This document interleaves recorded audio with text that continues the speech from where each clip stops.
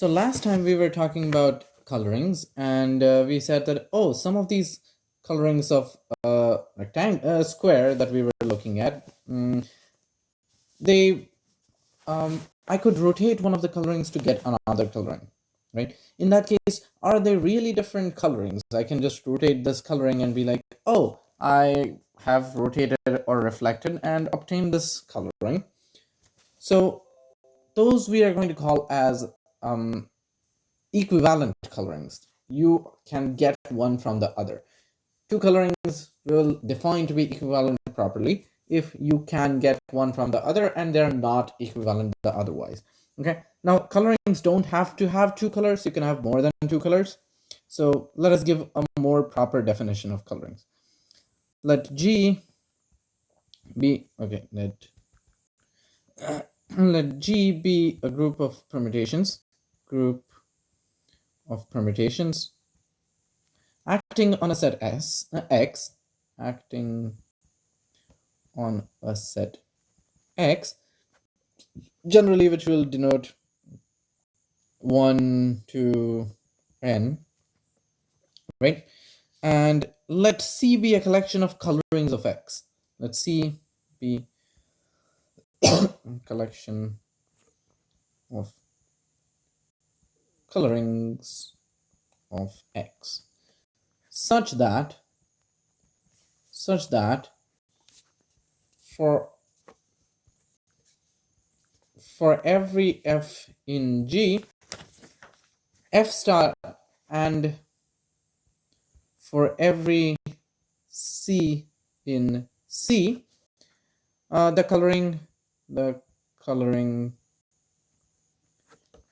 F star of C is also in C. Is also in C. Okay, maybe I'll denote. I'm not. Okay, let me denote the set of colorings with fancy cursive C, just so that it's easy to distinguish for us later on. Okay, so then we saw then G acts on the set of colorings on C by taking a coloring to another coloring in C. By taking a coloring in C to another coloring in C. When I say another, it could be the same coloring. Okay, so definition C1 comma C2 belong to C are said to be equivalent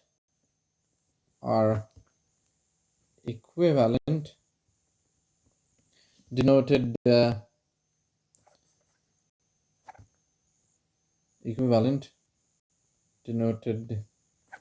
C1 equivalent under G to C2.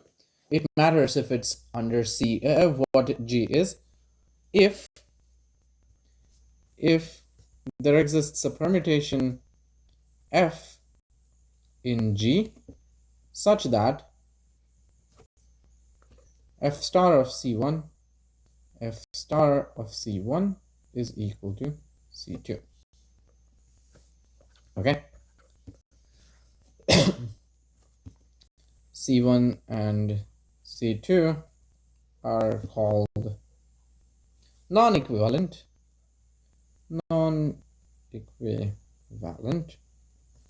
if they're not equivalent, if they are not equivalent, as in there you cannot find any F such that C1 star F star C1 is equal to C2. So what is equivalent? The following properties hold true.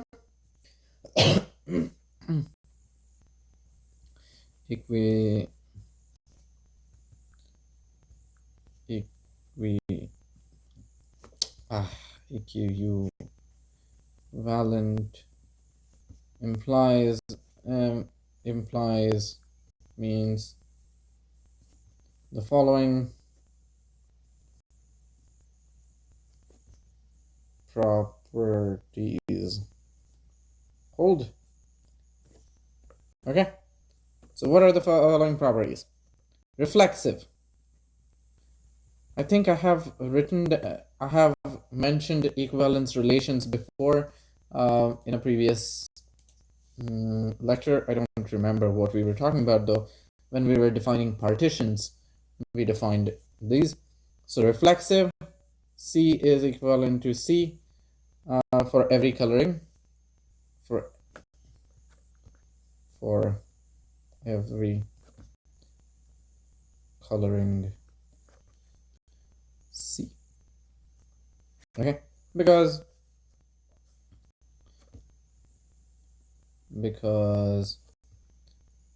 the identity star C, well, identity we were writing as capital I.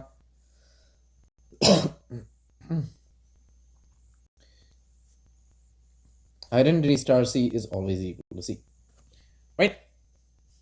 Second, symmetric. Symmetric, if C1 is equivalent to C2, then C2 equivalent to C1. Okay, so note, if it is obvious what group I'm talking about, I will drop the G above the tilde, okay? Because we don't need it. There is only one group we are talking about. If there were multiple groups, it is important to note which group we are talking about, but otherwise it's fine. Why is this true? If F star C1 is equal to C2, then we saw before that F inverse star C2 is equal to C1. Okay, and third, it has to be transitive. Transitive. What is transitive? Well, if C1 is equivalent to C2 and C2 is equivalent to C3, then C1 equivalent to C3. And why does this hold? If F star C1 is equal to C2, G star C2 is equal to C3, then G star F star C1 is equal to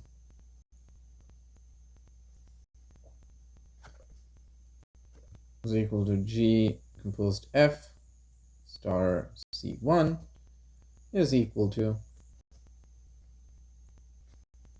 C3.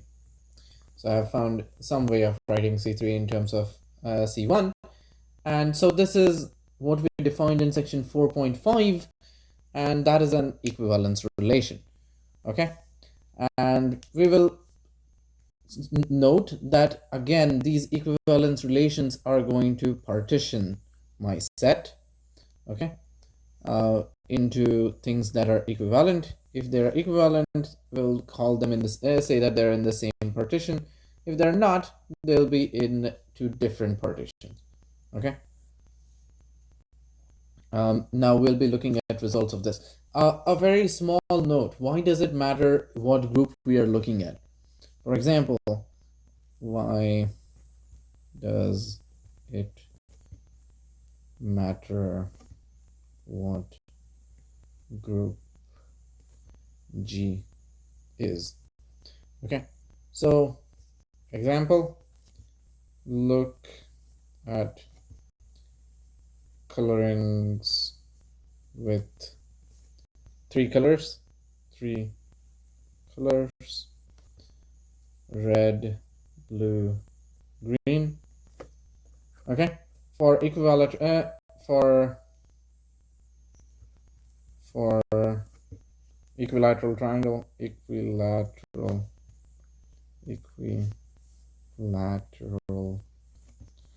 triangle.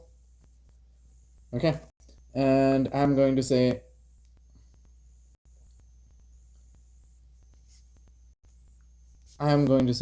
let us look at the group of G1. G1 is equal to rotations of triangle, which is just identity R and R squared, right? You can rotate it once, twice, or 3 times, which gives you back. And G2 is equal to rotations plus reflections. Rotations and reflections of I R R squared T composed R T composed R squared. Okay, so then look at a triangle like this. Let me call this red, blue, green. Okay, and another which is red, green, blue. So one, and let me just call them C1 and C2. C1, C2. Okay, so question, are C1 and C2 equivalent?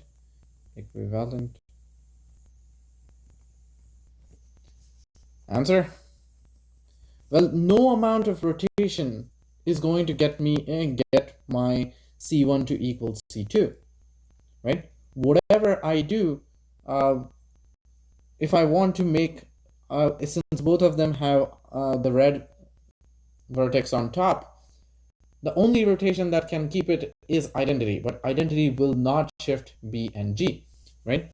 So C1 is not equivalent to C2 under G1, right? But C1 is equivalent to C2. G1 is equivalent to G2, C2 under G2, right? Because now if I buy T, so T star C1 is equal to C2 and so it does matter what group we are looking at. We might not always look at the same group. We will be looking at different groups, different colorings, right? We might be allowed to have different colors. Any coloring with red, blue, and green, if all three colors are present, it can't possibly be equal to a coloring of red, blue, and yellow or something, right? So now that we have defined this, we can start looking at Burnside's theorem. Burnside's 14.2, Burnside's theorem. Okay, this is an important theorem. This will be coming up shortly, and this would be the final thing that we are looking at.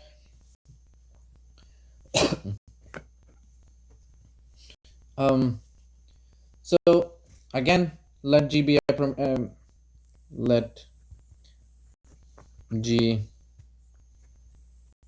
be the permutations of X, be a group of permutations, group of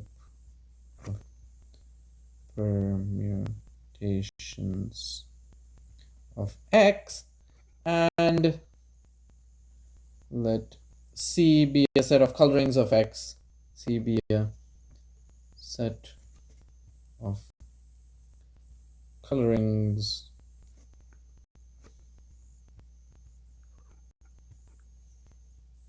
of X such that G acts on C. G acts on C. Okay, what does that mean? I.e. F star C belongs to C for every F for every F in G and for every C in C. Okay, as before. And we are saying that, oh, F is permuting these things, right? Now note, it is possible that F star C is equal to C, right? Because, for example, red, blue under R squared, right? It keeps it exactly red, blue, or under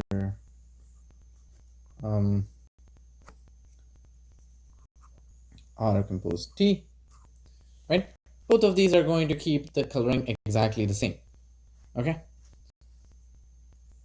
So that can happen, okay?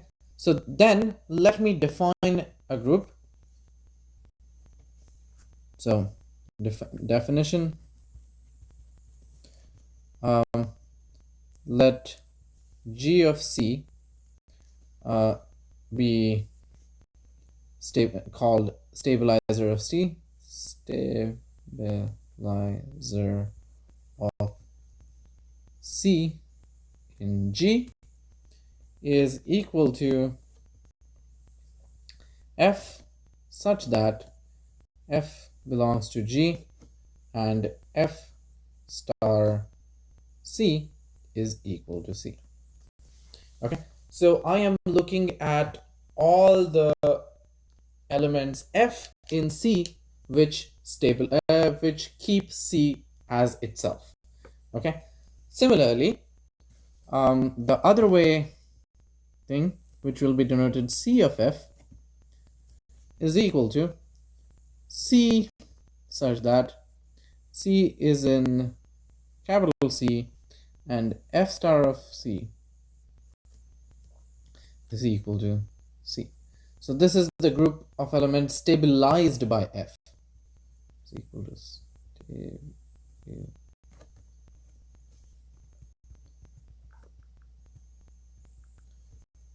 set of elements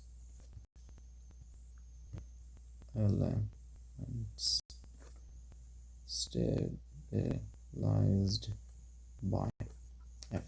Now you might think, hey, wait a second, why am I saying G of F, G of C? Yes, it is stabilizer in G, but why G? Can't I use some other set? One of the major reasons for calling it G of C, other than that it's a subset of G, is we like to use G for groups. So theorem 1,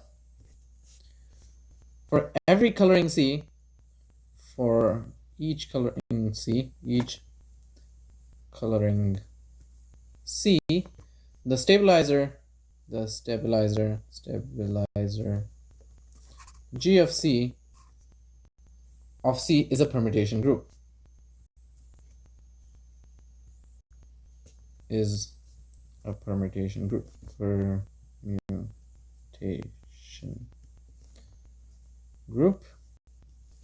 And moreover,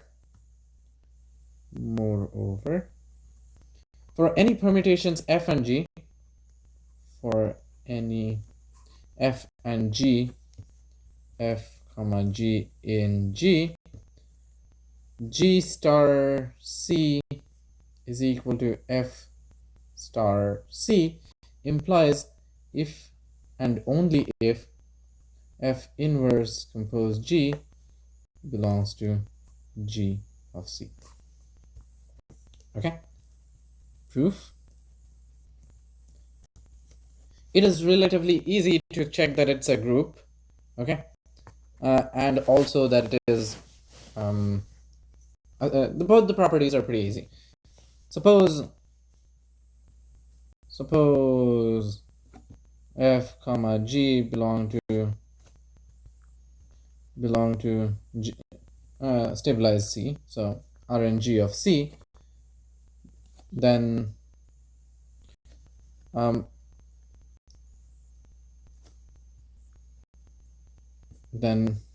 FOG of C, let me write it in the next line, then FOG of C is equal to F composed G of C is equal to F of C is equal to C.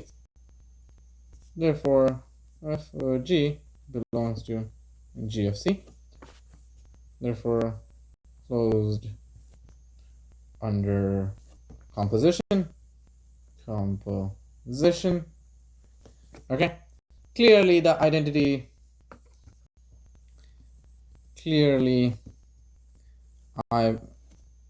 Well, I'm not. Let's just say I star C is equal to C. Therefore, by both of these things, therefore by definition, well, let's just say this.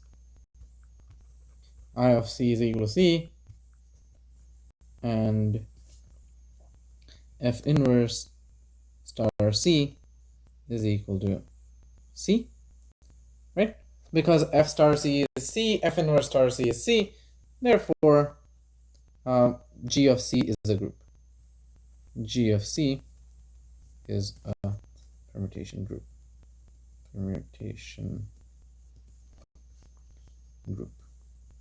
All the properties are satisfied, and hence it's a permutation group. Now we want to prove the second part. Suppose F star of C is equal to G star of C. Okay. Then, well, let us look at what happens when F inverse OG star of C is done. Well, this is equal to F inverse star G star of C. Well, this is actually equal to, well, G star of C is equal to F star of C. So F inverse star F star of C. Well, what is this? This is exactly equal to F inverse composed F star C, which is equal to identity star C, which is equal to C, right? And therefore F inverse OG belongs to G of C. It's being stabilized, right? Similarly, G inverse composed F, because, well, F and G are artificial names that we are giving to them. It doesn't matter, right? So, an important consequence of this is corollary. Let C be a coloring in C. Let C be a coloring in C. Then the number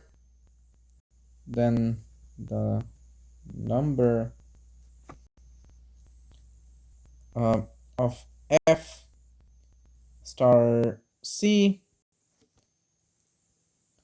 F in G, which is to say the number of all equivalent colorings of C, which is of different colorings equivalent to C, equals the number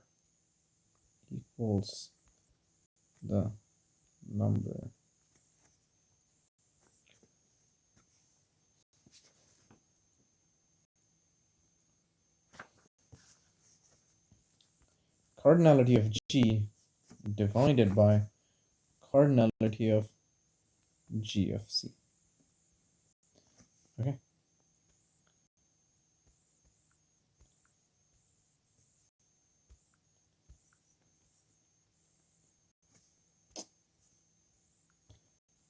G of C.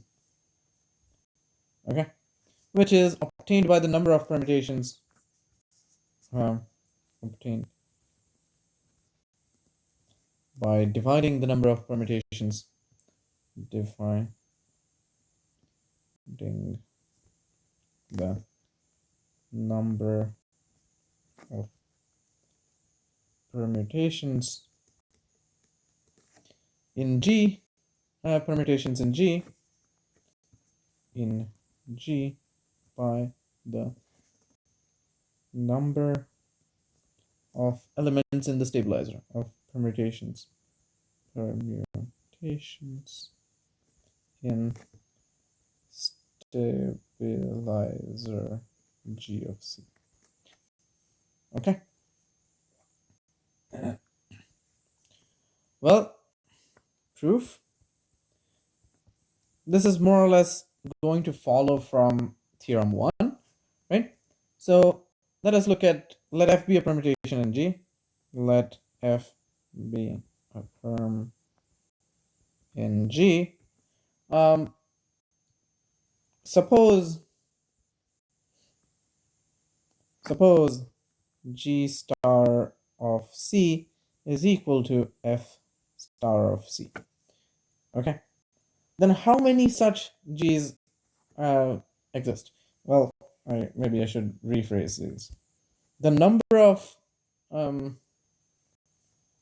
every permutation G that satisfies the permutations perms G in G that satisfy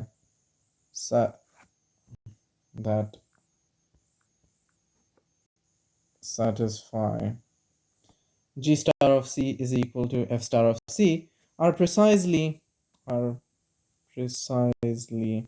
the permutations, the perms in F composed H, H in G of C, right? Because why? Well, look at F inverse OG, right?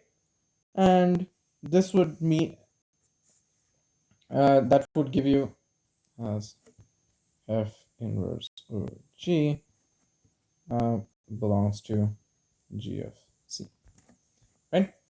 Now, if you have two such functions, now F composed H is equal to F composed H prime implies H is equal to H prime, because by action of F inverse, right? And so the number of permutations, therefore the size of let's say,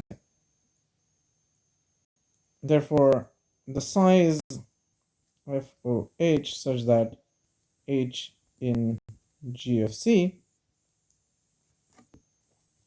the size of this set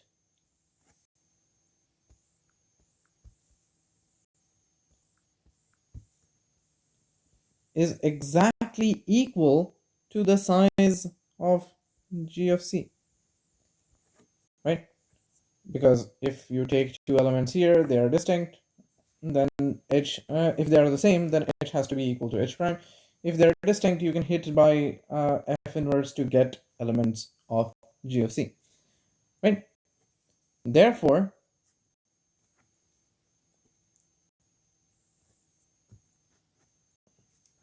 by division principle,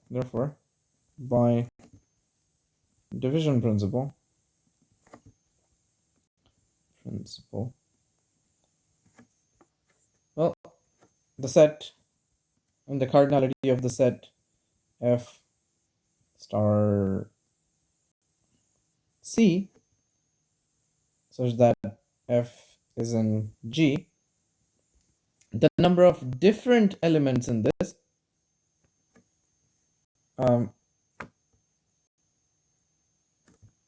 the number of different colorings is equal to, well, the total number of colorings possible, which is cardinality of G, a total number of colorings equivalent to C, divided by the number of colorings that are exactly C, right? Because each of these is the size of each of these is exactly G of C. So by division principle, you get exactly this, right? As the number of colorings as for each permutation F, for each perm F, there are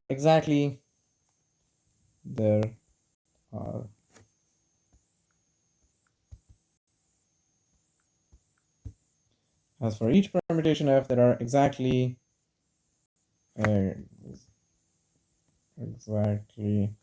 absolute value of G of C perms that have same effect on C as F. Okay. So any element in the equivalence class of F under the stabilizer G of C, the stabilizer G of C, all its left translates under composition are going to have the same effect. And so all of those, their size is the same. They're all equivalence classes, right? And so we divide out by the size of that equivalence class. Okay, so this is the result. And that allows us to get to the most important result, which is the Burnside's theorem. Well, theorem 2. Okay. Let G be a group of permutations of X, and well, I'm not going to say that. You know what G and C is. So the number of permutation, the number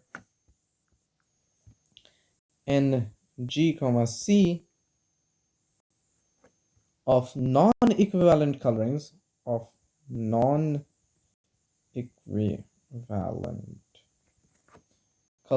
in C, non-equivalent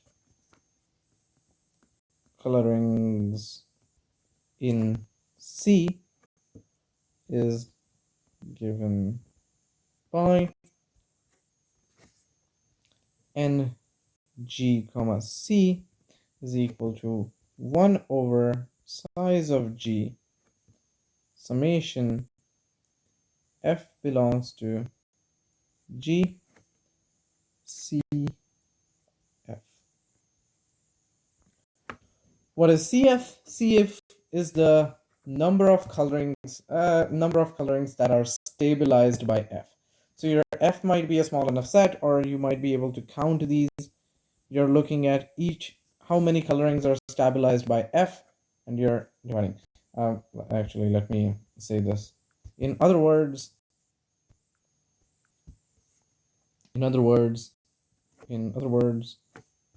or whatever, i.e., that is the number of non-equivalent colorings, the number of non-equivalent colorings in C equals the average number of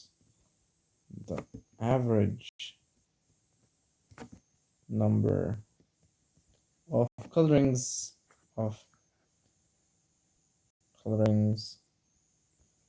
fixed by the permutations in G. By the permutations in G.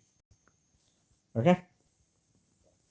we'll look at an example. We'll look at the example of the square where we saw that there are 6 non equivalent colorings, right? No amount of rotation or reflection was going to get a coloring which has 3 reds to maybe 2 reds, right? So we saw there are 6 non-equivalent colorings. We'll show that it is exactly equal to this. So idea, how are we going to say? How are we going to proceed? Idea, count pairs, number of pairs, f comma c, such that f fixes c, such that f fixes c. Okay, so we are going to count these in 2 different ways. Okay, method one, because this is combinatorics, that is what we do. We count different things, same thing in 2 different ways, and then we say, oh, we are counting the same thing twice, so they should be equal, and then we try to divide. So compute the number of colorings, count the number of pairs f comma c such that f fixes c, right? I.e. f star c is equal to c. Method one, consider each f in g. Consider f in g and compute the colorings that f fixes. And compute the colorings, the number of colorings f fixes. Right? Great. So for every number f, I am looking at how many c's it fixes, and I'm going to sum all of these up. And so therefore total number of pairs, therefore, oops, I don't need total number of pairs is equal to, well, how many does each f fix? Well, f fixes exactly c of f number. And how many are there? Well, f belonging to g number. Did I forget to write? No, I didn't. Okay, f in g. So that is my first pair, my first way of counting, right? Method 2. Well, now we are going to do the other way. We already considered how to sum using f. Now we are going to say, consider each c in c and compute. Consider c in c and compute the number of permutations f such that f star c is equal to f. And compute permutations. What? Compute number of terms f in g such that f star c is equal to c. Okay, well, what is that number? Well, for each thing it is g of c, right?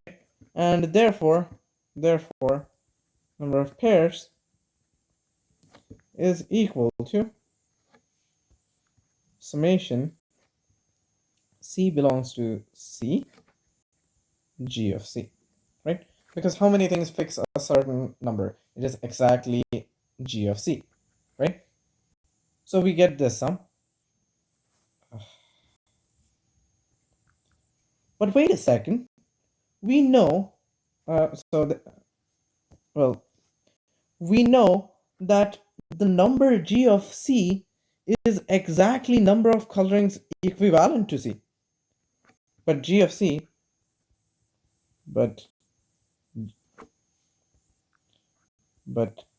absolute value of g of c is equal to g over number of colorings equivalent to c. Number of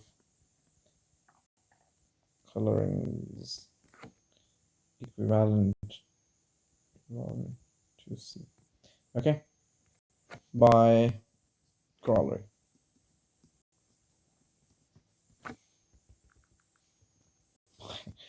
Corollary. Oh, corollary. Right? The corollary actually says the other way around. That says the number of colorings equivalent to C is G over absolute value of G of C, but that is a direct consequence, right? Therefore, well, since I was counting the pairs in two different ways, I get that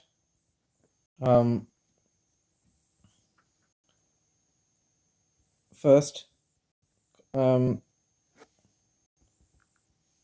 summation C belongs to C, G of C is equal to, well, I can pull the absolute value of G out, summation 1 over number of colorings equivalent to C. Number of colorings equivalent to C. Okay.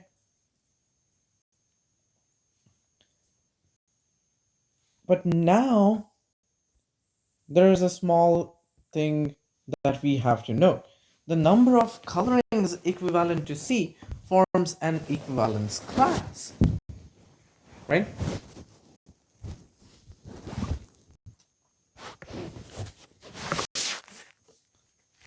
So first of all, therefore, summation F belongs to G, C of F, because we counted the number of pairs, this is equal to summation C belongs to C, G of C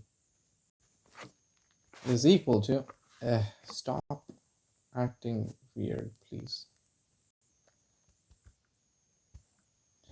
Which is now equal to cardinality of G times summation C belongs to C, 1 over number of colorings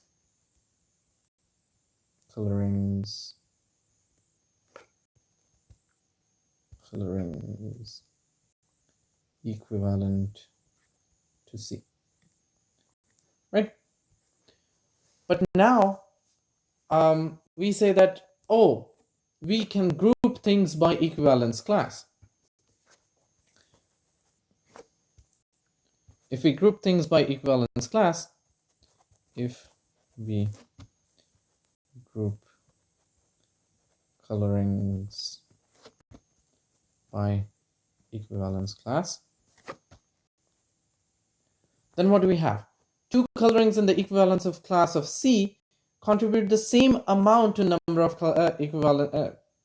of colorings equivalent to C.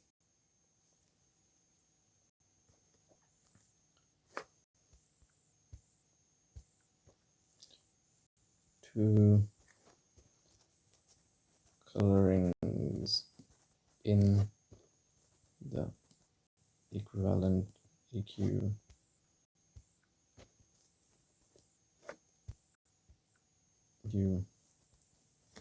equivalence class of C contribute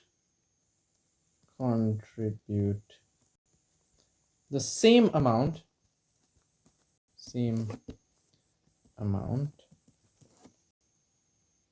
which is equal to 1 over number of colorings, 1 over number of coloring equivalent to C, right?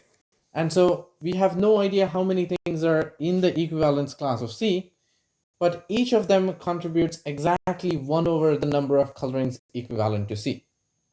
Well, if the number of colorings equivalent to C contribute the 1 over number of colorings equivalent to C, therefore contribution of each equivalence class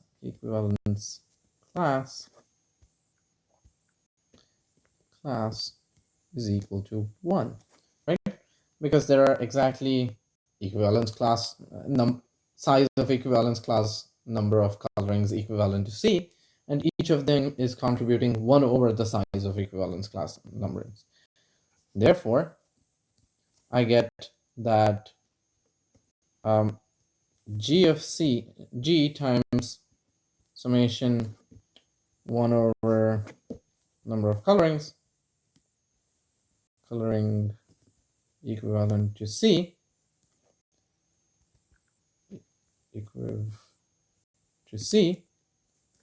is exactly equal to, well, each of the equivalence classes is contributing 1. So this sum is equal to the number of equivalent classes times G, right? And therefore, well, what was this equal to? Summation F belongs to G, C of F, is equal to N G comma C times cardinality of G, and therefore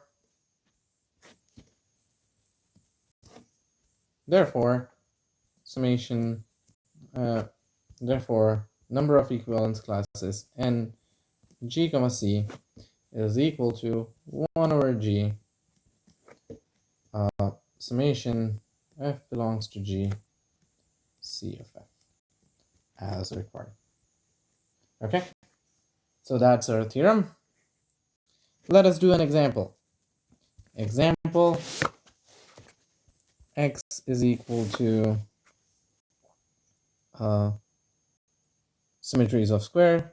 So x is equal to group of terms of a square. So G is equal to D to N for N is equal to 4, where the size was 8. And I want to look at the number of unequivalent pairings. We had seen that NGC is equal to 6. Want to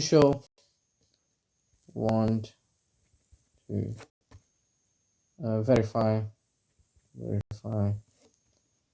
NGC is equal to 1 over cardinality of G, summation F belongs to G, CF. This C should be capital, not small.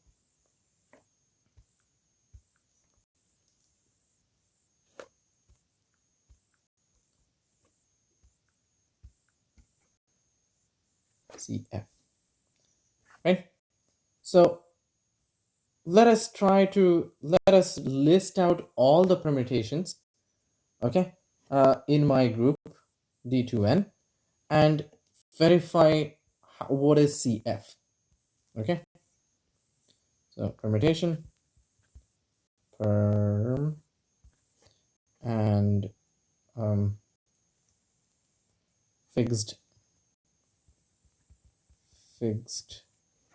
colorings, and that should give me CF, size of CF. So let us look at the identity permutation.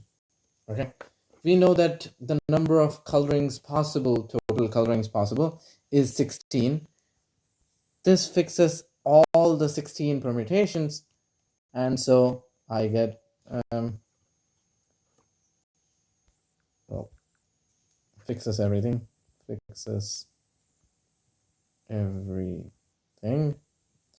and so this is going to be 16.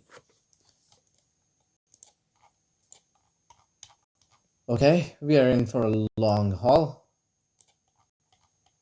Okay, give me 1 second. Let me see if I can find a quick way of doing this. Okay. Any rotation permutation, which was R, what does it fix? Well, it fixes A, A, right? Any rotation which will fix A, where A belongs to red or blue. And so it fixes exactly 2 permutations. These are the only things that it's going to fix, right? Because everything else is going to... why can't it just erase that much part? Whatever. Everything else is going to be different. R squared. Well, now this fixes AB, A comma B in RB, right? So now it doesn't care if all 4 are the same colors or there are 2 different colors, and so I get 2 squared, which is equal to 4. R cubed, well, this also again fixes only A, since it is R inverse. If R fixed this, then R inverse also fixed this. So this is again 2. What does T fix? T fixes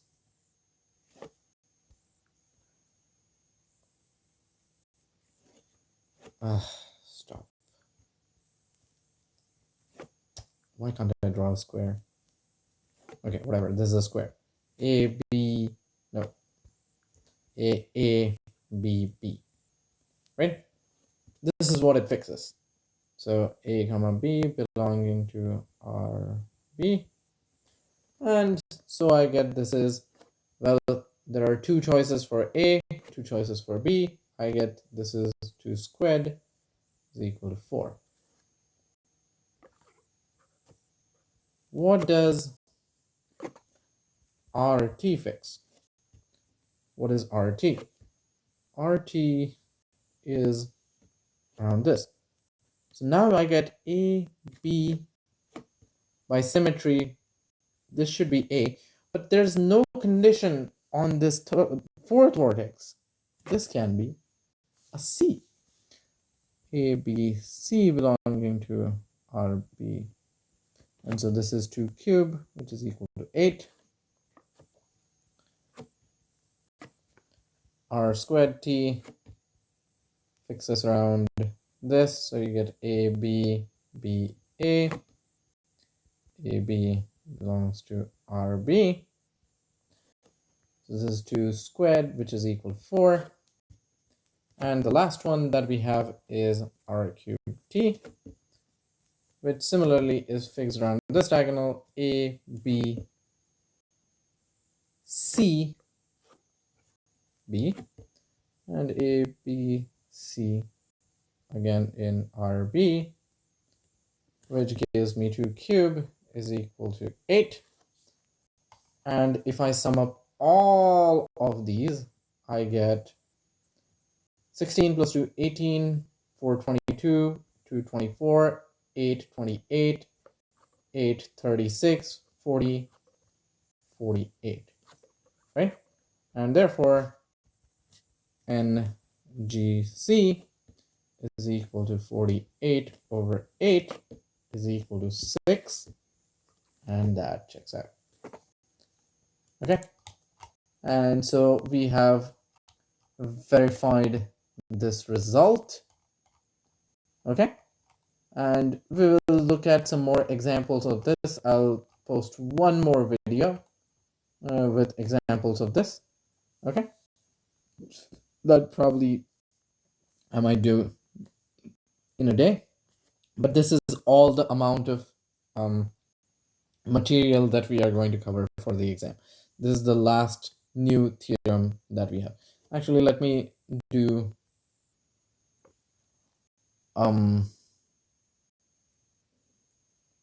let's stop here. Okay, let me do examples in a separate video.